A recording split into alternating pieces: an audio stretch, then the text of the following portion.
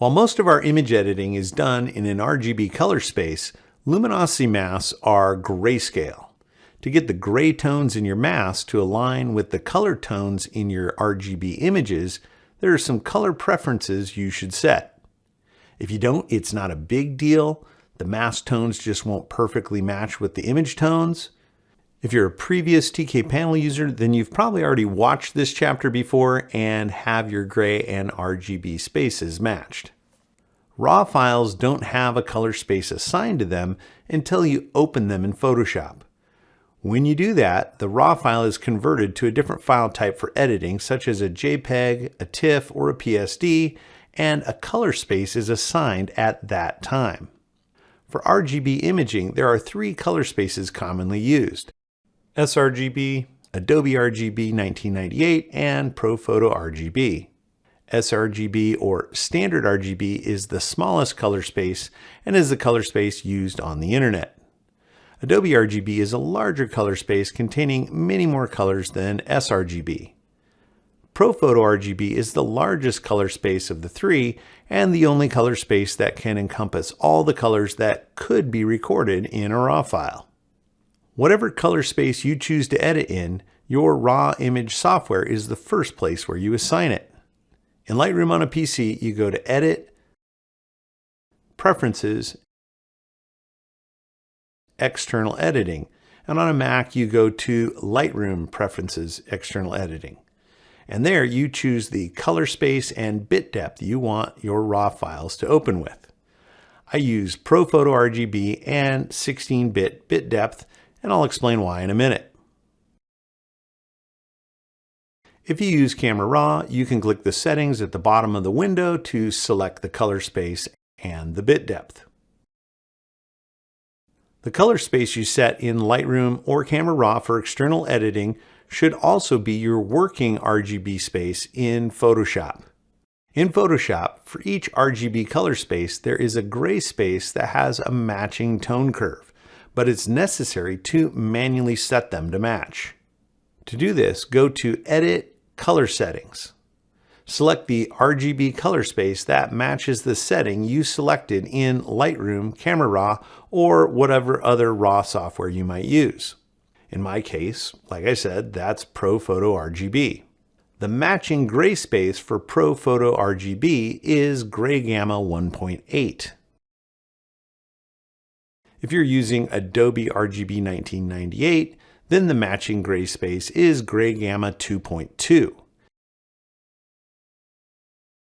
And if you're using sRGB, then the matching gray space is S-Gray. Note that gray gamma in Photoshop and the gamma setting on your monitor are not the same thing, so don't change the gamma setting of your monitor. Sometimes you may want to use luminosity masks on an image that has a different color space than your working color space. For example, my image files from many years ago are in the Adobe RGB space. And I also have some of my family images which were taken as sRGB JPEGs. If you leave your gray space setting as it is when editing images that have a different color space, it won't hurt anything and probably you won't even notice. Just know that your mask tones will not quite match the image tones. If you do want to be particular about it, you can change your gray settings to match the color space of the image you're working on. If you do plan to change settings, it's helpful to save presets for the 3 different pairings so that you can quickly make the switch. To save a preset, select the desired settings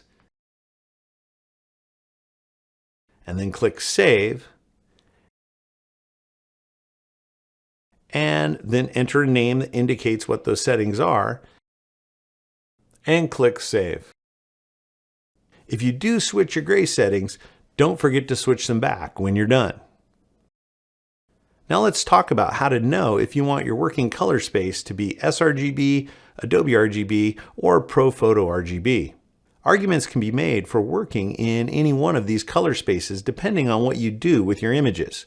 For example, if your images will only ever be viewed on the internet or sRGB monitors, then editing in sRGB might be a good choice for you. However, if you plan to print images or view them on wide gamut monitors, then Adobe RGB or ProPhoto RGB would make more sense. As I said earlier, my working color space is ProPhoto RGB for a number of reasons. In Lightroom and Camera Raw, we are already editing RAW files in ProPhoto RGB, and you can't change that. In Photoshop, I continue working and saving in ProPhoto RGB so that I'm retaining as much of the original color information for as long as possible.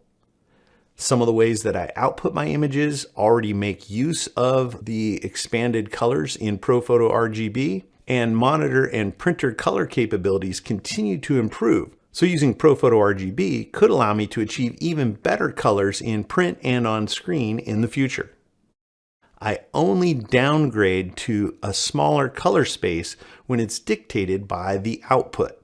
My own printer supports the ProPhoto RGB color space, so I can print to that without changing. For uploading to print labs that specify the Adobe RGB color space, I make a copy of the image and I convert that to Adobe RGB before uploading. To look right in email and on the web, images need to be in the sRGB color space. So for social media and my website, I create separate web copies of my images and I convert those to sRGB. So now that you know how to properly match your RGB and gray gamma settings, in the next chapter we'll do an overview of all the TK9 modules.